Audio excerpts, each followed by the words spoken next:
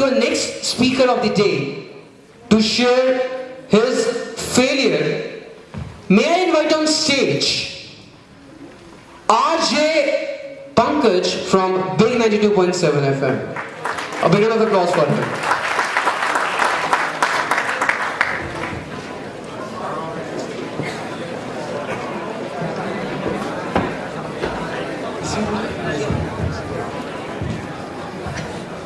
Good morning यार, पहले तो आप सभी अपने लिए ना तालियां बजा लीजिए, क्योंकि आप मुझे बहुत ही प्यारे स्टूडेंट लगे कि आप, क्योंकि सुनना जो होता है एक बहुत बड़ी बात होती है। और मैं पहले थोड़ा सा सोच भी रहा था कि मैं अपने आप को आप ही के बीच में फील करता हूं कि जब मैं कॉलेज में था, सबसे पहले इंतजार होता है कि जब चीफ गेस्ट आएंगे। और क्षितिज, मैं आपका थैंक्स बोलना चाह रहा हूं कि आपने टाइम लिमिट रखी है, क्योंकि स्टूडेंट जब होते हैं तो उन्हें इसी बात का स्पीकर का इंतजार होता है, ये अपनी लास्ट लाइन कब बोलने वाला है। मतलब हम खुद जब प्राइज डिस्ट्रीब्यूशन होता था, हम खुद सोचते थे जैसे ही आएगा ना, और अंत में मैं यही कहना चाहूंगा, हाय खत्म। सो मैं अपनी तरफ से कोशिश करूंगा कि यार ऐसा मौका ना आए, और हाँ, अगर 9 मिनट से ज्यादा हो जाए तो मुझे खींच के नीचे उतार देना, कोई ऐसी बात नहीं है। सो एक बार पहले अपने लिए आप जोरदार क्लैपिंग कीजिए। मुझे सच बताऊं तो मुझे बहुत अच्छा लगा कि आपके साथ अपने कुछ एक्सपीरियंस शेयर करना मुझे इसलिए अच्छा लग रहा है। और सबसे बड़ा फेलियर तो मुझे अब भी लगने वाला था जब सिमर ने कहा कि आरजे पंकज 92.7 बिग एफएम से आने वाले हैं। आपने सुना है, मेरे धड़कन तेज होगी, किसी ने बोला नहीं, मैं तो फेलियर हो जाएगी, ये भी एक फेलियर है। So RJ Pankaj from 92.7 big FM. थोड़ा एक्सपीरियंस की जर्नी लंबी है, 20 साल के एक्सपीरियंस के बीच में बहुत से फेलियर आए हैं। सो फेलियर शो जब हम अपनी शेयर करते हैं, चलिए स्कूल टाइम से शुरू करता हूं मैं। स्कूल में जब गया मैं, तो सबसे ज्यादा हमारी दोस्ती स्कूल में ही होती है, और गवर्नमेंट स्कूल में मेरी एजुकेशन हुई। मुझे अपने स्कूल से मोहब्बत है। मैं आप सभी को ये कहना चाहूंगा कि आप जिस भी इंस्टीट्यूट में पढ़े, आपको उनसे मोहब्बत होनी चाहिए। अगर आप चंडीगढ़ यूनिवर्सिटी में पढ़ रहे हैं तो आपको मोहब्बत होनी चाहिए, क्योंकि एक स्टूडेंट के लिए सबसे बड़ा कॉम्प्लीमेंट वो होता है जब उसका टीचर उसे पहचान जाए, अरे तुम, क्योंकि टीचर के सामने बहुत से स्टूडेंट्स निकलते हैं। सेम चीज मेरे साथ भी स्कूल से शुरुआत हुई। स्कूल में मुझे शौक था गाने का, डिबेट में जाने का, आगे जाना। अच्छा, जब डिबेट में गया तो कुछ टीचर्स जो नहीं भी पढ़ाते थे, उनके लिए भी मैं हीरो था। ये पंकज बहुत इंटेलिजेंट है, बहुत बढ़िया है, बहुत अच्छी पढ़ाई करता है। लेकिन मैं ही जानता था कि मेरी पढ़ाई कैसी है। इंग्लिश में मेरे अच्छे मार्क्स है, ये बात है 6th 7th की, अच्छे मार्क्स है। और टीचर ने कहा, देखो इसको, पंकज को, ये डिबेट में भी जाता है, सिंगिंग में भी जाता है, इंग्लिश में भी देखो इसकी डिस्टिंक्शन है, ये है, बताओ कौन बनेगा तुम्हारा ग्रुप लीडर। अब नो डाउट मेरे मार्क्स अच्छे थे भाई, उन्होंने बोला पंकज, मैं भी खुश, ग्रुप लीडर बन गया मैं। उसके बाद मैथ्स का नंबर आया, मैथ्स में मेरे 100 में से 19 नंबर थे। और मुझे नहीं, एक्चुअली मैं इसी बात से डर रहा था कि यार मैथ्स वाली मैम मेरे को ये ना पूछे ग्रुप लीडर कौन है। कुछ टीचर्स आपके आसपास ऐसे होते हैं कि आपने बहुत कुछ याद किया होता है और उनकी शक्ल देख के आप भूल जाते हैं, टांगे कांपने लगती है, होंठ फड़फड़ाने लगते हैं, ऐसा लगता है पानी की टंकी एक साथ ही होती तो पी लेता मैं। कौन है तुम्हारा ग्रुप लीडर? और जब आंखें आपको ऐसे ढूंढ रही होती है ना, आप सोचते हो कहीं किसी कुर्सी के नीचे छुपा जाए। कौन है तुम्हारा ग्रुप लीडर? मैम पंकज है। कितने मार्क्स है तुम्हारे? मैम इंग्लिश में तो ठीक है, पागल। मैं कौन सा सब्जेक्ट पढ़ाती हूँ? मैं कहा मैथ्स। तो मैथ्स के बताओ। मैम इस बार तो फेल हो गया मैं। पागल जैसा, किसने बनाया तेरे को ग्रुप लीडर?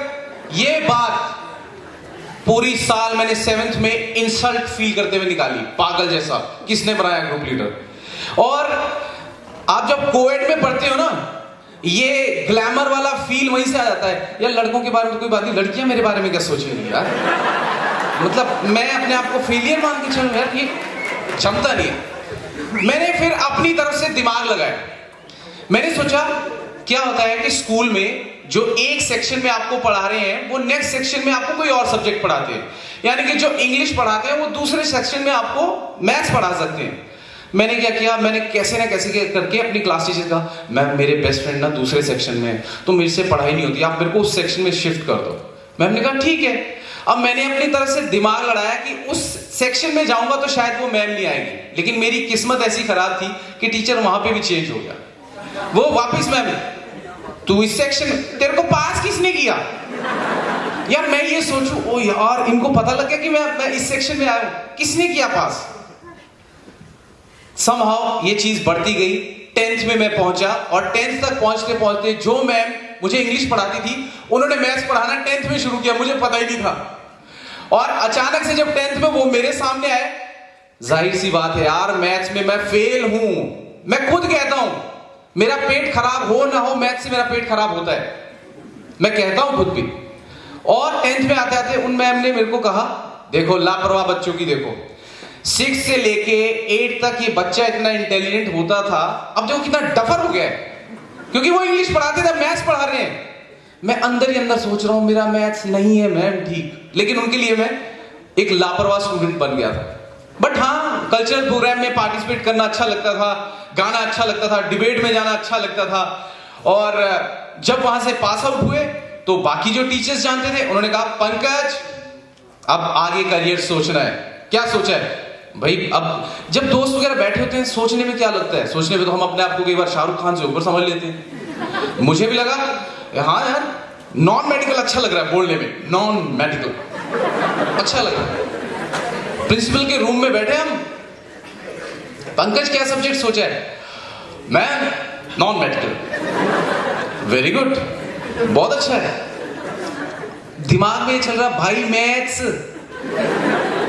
मैं फ्रीडम फाइटर नहीं हूं जो मेरे लिए एक रिजर्व होगी सीट की बेटा आर्ट्स में नॉन मेडिकल कर जा। सो मैं समाओ मैं गया स्कूल में नॉन मेडिकल।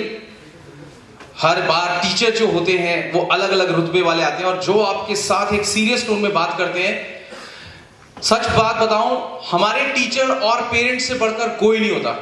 उनके पास जो नॉलेज होती है, उनके पास जो एक्सपीरियंस होता है ना, आप जो मर्जी अपग्रेड कर दो अपने सिस्टम, उनसे ज्यादा कोई नहीं होती। हमारे केमिस्ट्री के, यस क्लैप करना चाहिए आपको अपने पेरेंट्स और टीचर के लिए यार। टाइम भी बताते रहिएगा, है 2 मिनट, ओके मैं 2 मिनट में वाइंड अप कर रहा हूं। और उसके बाद क्या हुआ कि हमारे लो टाइम के चक्कर में मैं भूल गया था, नॉन मेडिकल रखा। केमिस्ट्री वाले टीचर आए, उन्होंने कहा ये जो लड़के यूं खिड़की के साथ बैठे होते हैं ना कभी पास नहीं होंगे। क्योंकि मैं बैठा था, मैं सोचता था यार मैथ्स नहीं चल रहा, मैंने छोड़ा, मैंने कुछ ना कुछ बहाना करके मैंने म्यूजिक में ही अपना करियर सोचा। अब म्यूजिक में मैंने सोचा मैं सिंगर बनूंगा। सिंगर के लिए आया मैं कॉलेज में, मुझे बताया कि यार यहाँ पे ऑडिशन होगा सिंगिंग का पहले, और मैं भी गया। तो मुझे नहीं पता था कि वो जो सिंगर बैठे हैं वो वहीं के प्रोफेसर है म्यूजिक के। उन्होंने कहा हाँ बेटा क्या सुना रहे हो? मैं कहा सर गाना सुनाऊंगा। हाँ सुनाओ। मुसाफिर हूँ यारो, ना घर है ना ठिकाना। क्लासिकल नहीं गाते? मैं कहा नहीं जी, मुझे नहीं था पता मैं प्रोफेसर, मैं नहीं गाता सर क्लासिकल। कहते क्यों? बिकॉज में शक्लें बिगड़ जाते हैं। मैं कहा सर मैं अपनी शक्ल क्यों खराब करूं? मैं बाहर आ गया, उन्होंने कहा बेसुरा है तू, बहुत बेसुरा है। मैं बाहर आके सोचता रहा यार क्यों बेसुरा हूं, ठीक तो गाया मैंने गाना। बाहर वो जो लड़के मेरे साथ गए थे, भाई तूने उन्हीं के सामने बेइज्जती कर दी जो खुद क्लासिकल सिंगर थे। सो फेलियर मेरे साथ चलती रही। उसके बाद फिर मैं NSG आया। I have 1 minute. मैं उसके बाद मुझे थिएटर का शौक था, थिएटर करते थे। थिएटर का ऐसा शौक था क्योंकि स्टेज पर जब आप आते हो ना, आप प्ले करते हो और कोई बोलता है वाह यार क्या एक्टिंग की, कमाल एक्टिंग की। और मैं उस टाइम बहुत ही पतला था, इतना पतला कि ब्लड सर्कुलेशन सामने नजर आता था मेरा। दिल यहाँ धड़कता है, किडनी यहाँ पे, यही ऐसे इस तरह का था। और पहला ही रोल भिखारी का मिल गया मुझे। भिखारी का रोल मिला, मुझे कॉम्प्लीमेंट मिले, पजामा फटा हुआ पहना और लोगों को यार बड़ा अच्छा भाई, बड़ा नेचुरल लग रहा था, बड़ा नेचुरल लग रहा था। थिएटर का शौक हुआ। थिएटर करने के लिए मैं पहुंचा दिल्ली, और दिल्ली में मैंने पहले पंजाब यूनिवर्सिटी से किया कंप्लीट, फिर उसके बाद दिल्ली मूव किया NSG के लिए, national school of drama. Delhi मुझे सच कहूं तो ज्यादा पसंद नहीं है क्योंकि वहां पे भीड़ भड़क और एक तो ठगबाजी बहुत हो जाती है। मैंने अपने दोस्त को बोला, मैं कहा भाई मुझे NSG जाना, और मेरे को बता मैं लेकर चलूंगा। और जिस बस में हम बैठे उस बस ने ये भी नहीं पूछा कि हमने कहा जाना है, चल रहा भाई पितर ने भाई, और उतार दिया हमें हमने कहा भाई मंडी हाउस जाना है। हाँ मंडी हाउस आ गया, पता नहीं कहाँ उतार दिया उसने। फिर मैंने से अपने दोस्त को कहा, मैं कहा भाई NSD मंडी हाउस आएगा इधर, इधर से कोई एक और हैरानी गुजर, भाई कड़े मंडी हाउस आप इधर आएगा। सो मैं वहां तक टाइमली नहीं पहुंच पाया। सो ये फेलियर्स, मेरी जर्नी बहुत ज्यादा जाएगी, लेकिन मुझे लगता है कि मेरे को यहाँ पर वाइंड अप करना है और आप सबके साथ बातचीत, मैं आपके साथ, मतलब मेरी फेलियर का मजा आ रहा आपको। बट सच कहूं, आपके पास आकर मुझे शेयर करके बहुत अच्छा लगा है, लेकिन मैं वही कह रहा हूं कि अभी जैसे क्षितिज, थैंक यू सो मच, मैं आपका भी थैंक्स करना चाह रहा हूं, चंडीगढ़ यूनिवर्सिटी के हर स्टूडेंट्स का मैं थैंक्स करना चाह रहा हूं, मैं किरण का थैंक्स करना चाह रहा हूं जो मुझे वहां से लेकर आए हैं, और मैं आप सभी का थैंक्स करना चाह रहा हूं कि आपके साथ एक्सपीरियंस शेयर करने का मौका मिला। और अपनी बात को खत्म करूंगा इन्हीं गाने की 2 लाइन से, जिस गाने के लिए मैंने सोचा था, रुक जाना नहीं तू कहीं हार के, कांटों पे चल के मिलेंगे साए बहार के। Thank you so much.